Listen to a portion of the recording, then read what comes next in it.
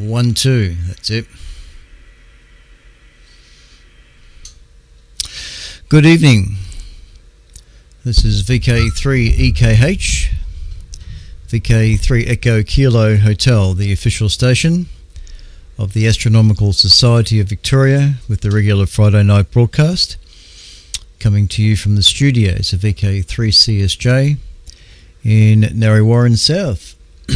We're broadcasting on prime frequency 3541 kilohertz in the 80 metre amateur radio band, and also via the Melbourne Television digital repeater VK3RTV digital channel 1 in full HD or thereabouts.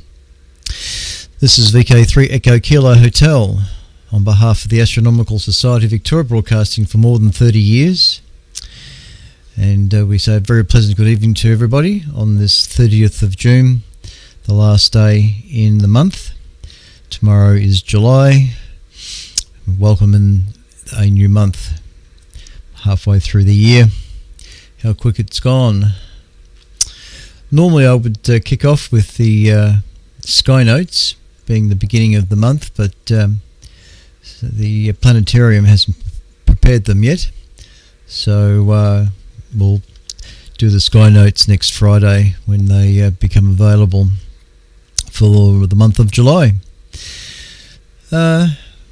We have an email address if you wish to send signal reports and just a g'day to vk3ekh@gmail.com, vk3ekh@gmail.com. We're looking at the inbox as we speak. And we also have a Discord chat window available too, so you can install Discord and look for the ASV radio link and join into the odd chat there that might occur. G'day Martin, VK7JAH has just tuned into the chat window. Alrighty then. Well, we've got a few articles tonight, but I suspect that unfortunately there's not much in the way of video. Nothing from Timothy Scove.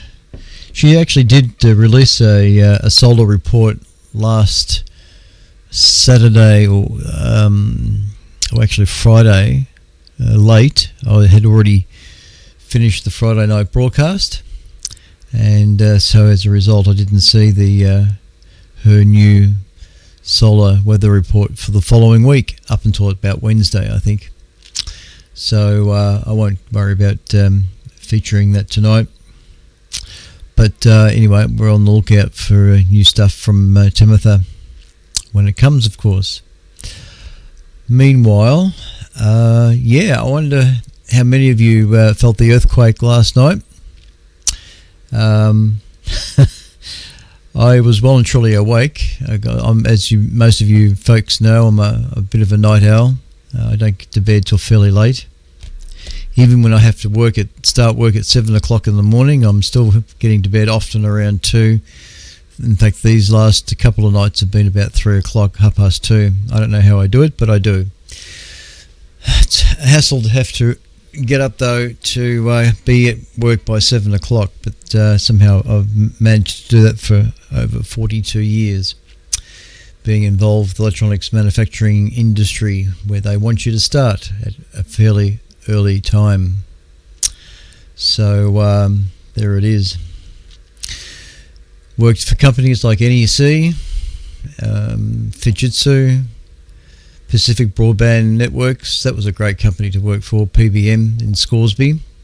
They're my first fibre optic company, fibre optic and RF, and that company gave me the opportunity to travel overseas for the first time, and went to China for all of 10 days. I was actually hoping to see the northern sky, the northern hemisphere, for the first time. I would have loved to have seen what the stars looked like, but unfortunately in China there's not much of the sky that you can see. In fact, I was in the middle of summer over there, so it was 38 degrees every day, and the humidity was somewhere incredibly high, and there was a constant cloud cover, so I never got the chance to see what the sky looked like. But still, I spent some time on the Great Wall of China, the Summer Palace, I think it was called. What's that other place? It's fairly well known in the I can't think of it now. It's got a big portrait of the bloke on the front there. It's not coming to mind, but anyway, it was a good time. Oh dear. Anyway, coffee without sugar. I'll never get used to it. You're tuned to ASV Radio, VK3 Echo Kilo Hotel. Yes, so at 1:33 last night, I felt a fairly decent jolt. The barn here went for a bit of a noise. All the timber went for a creak, and I got a glass cabinet downstairs with all little Star Trek models in it, and that went for a big rattle.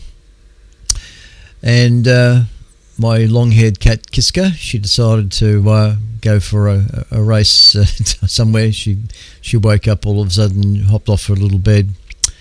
So I think it went for about 5 seconds. I perceived the vibration. There was no sound though, unlike the last earthquake we had up centred up North Melbourne area. There was a rumble, distinct rumble to that. But this earthquake last night was just the first shockwave that was felt, and everybody felt it. Everybody felt it. What did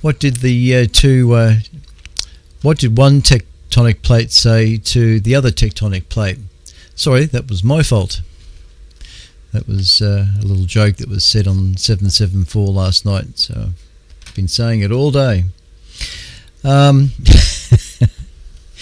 Anyway, all right. The Astronomical Society of Victoria, of which I've just become a member of.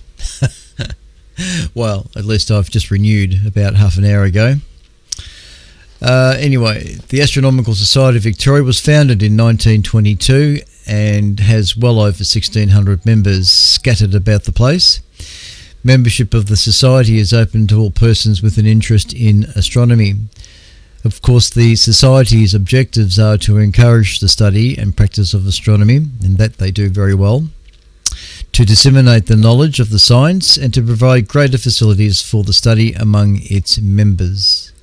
Monthly meetings are usually held on the second Wednesday of each month, sometimes held in January. That is to say, the first Saturday in January. Held on a Saturday night in January.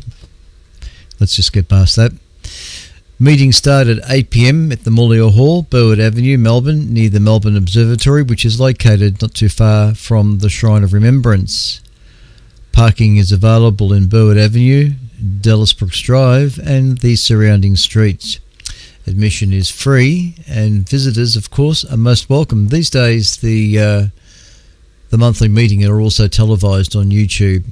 The Astronomical Society has a fairly extensive YouTube channel now, and when it comes to the monthly meetings, they are televised now on YouTube. So if you want to have a quick look at what's happening at the monthly meetings, usually there's a speaker, and so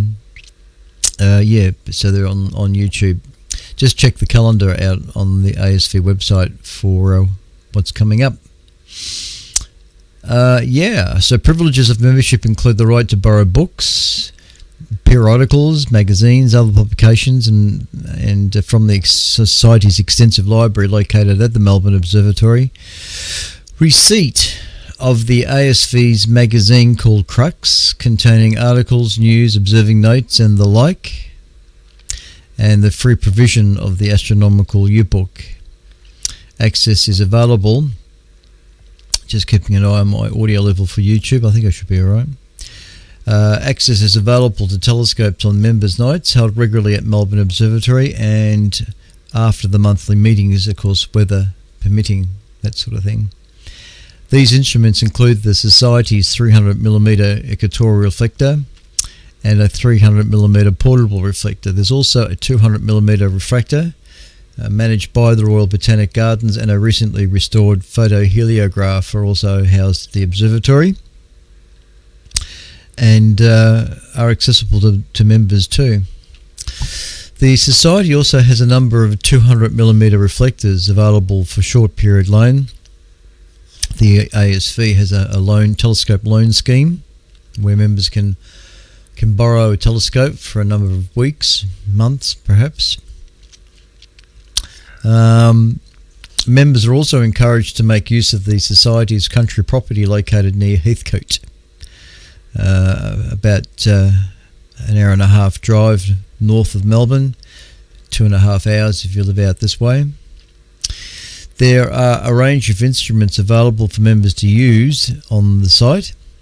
The larger tube with appropriate training, and these telescopes are all housed in highly secured roll-off roof observatories, and they're actually now setting up 2 observatories now that will have access via the internet, so you'll be able to remotely log in to the telescopes up there and be able to observe the skies remotely once that's all set up. They are working on it.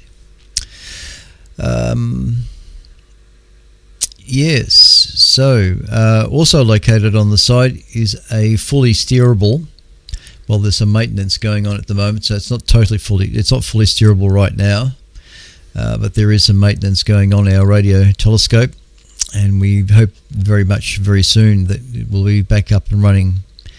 But nevertheless, we do have an 8.5 metre fully steerable radio telescope. It's a Kennedy 30-foot dish. If for those that are familiar with Doug MacArthur's 30-foot dish that he had in use at one stage, it's exactly the same model. What is it? Next paragraph. Members are encouraged to make and use telescopes. Advice and help on both matters are provided willingly to newcomers desiring to do the same. Instrument making is one of the number of common interest activities catered for within the Society. Other areas of interest that members can participate in include deep sky observing, cosmology, astrophysics, historical studies, research and astronomy in general. Contact details for various section directors are provided in the yearbook, but if you don't have the yearbook, you can go straight to the ASV website at www.asv.org.au www.asv.org.au, and the website is undergoing some changes at the moment, so there's lots of areas on the website that's still not working properly. They haven't finished with it yet, but that's also a work in progress. Please note that the ASV will conform to government health directives and all that sort of stuff. ASV events may be required to be cancelled, moved or postponed, generally because of bad weather or if there's a fire raging somewhere up there,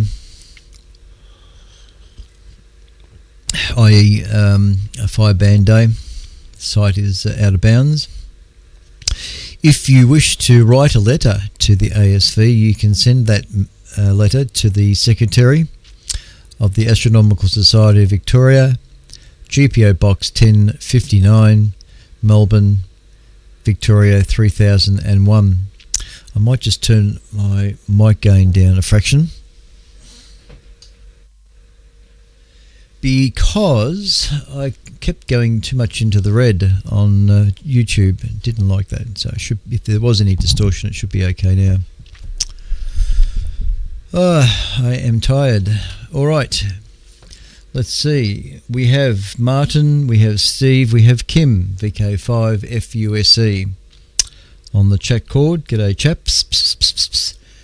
And we have Andrew, VK3KISS, who's just joined or sent me an email. He says, checking in, listening on 80, and it's 5:09 as usual. Very good, excellent stuff. All right, first article for tonight. It is 10:16 past the hour. That is to say, 16 minutes past the hour. Where are we? I did mention we're also on YouTube. Did I mention that? Maybe not. But if you want to get the video side of the station, for those that don't have access to the television repeater, the YouTube channel is certainly the thing that you can go to. So just type in VK3CSJ in the Google search engine, and you'll find us there 20 seconds later than what you're hearing on the radio right now. And I haven't checked, but I can check. The BATC feed is also... Where's my mouse? There it is. Just checking the BATC feed, ladies and gents. Click on that. Reset the page, or refresh it is the correct term. And I'm just about to see if there is anything happening on there, and it doesn't look like there is tonight. Just refresh it again. Looks like the video internet link to the BATC feed's down. I can't see a brass razoo. Nope, nothing's there. Alright, well, we can't rely on the BATC feed tonight, sorry to say, chaps. But the YouTube is working, the internet is holding in. It's been pretty good these last few weeks. So, yeah, no, there's no BATC feed. I'll go back to my inbox. The VCL factor. And Steve, yep, g'day, chaps. Thanks for sending emails. I wonder if you're out on your little property there, Wayne. Are you? Maybe not. Yes, it's got to be your noise gate. I think the amplifier's working. Just a sec. Hello. Yep, the linear's on, so you should be getting a good 400 watts from me. Alrighty then. Oh, Streth, where am I? Okay.